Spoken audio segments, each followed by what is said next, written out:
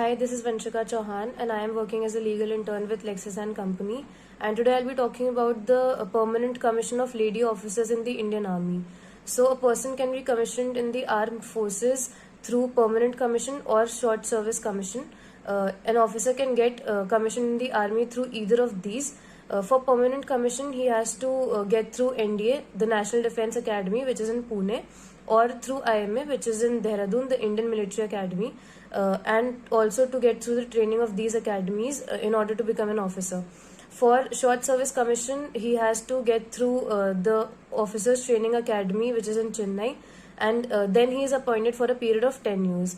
At the end of the Short Service Commission, he has an option of either opting out or to opt for Permanent Commission. He has to follow a particular criteria which is established by the forces in order to get commission for Permanent Commission.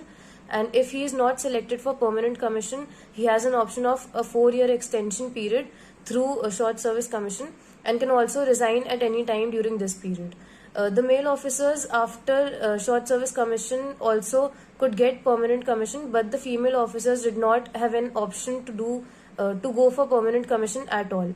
The period of service for a female officer was a maximum of 10 to 14 years in the army, and because of this, their ranking or position in the army did not rise above the post of a colonel. In 2010, the Delhi High Court said that women should be given permanent commissions in the armed forces.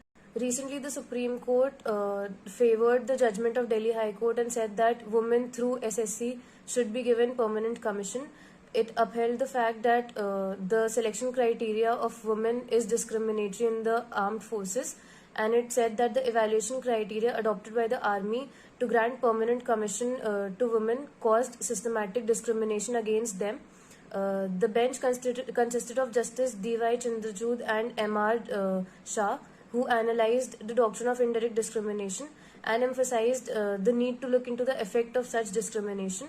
The court further asserted that in the light of the fact the pattern of evaluation will in effect lead to women being excluded from the grant of permanent commission on the grounds which were beyond their control, which is equal to the indirect discrimination to women SSC officers.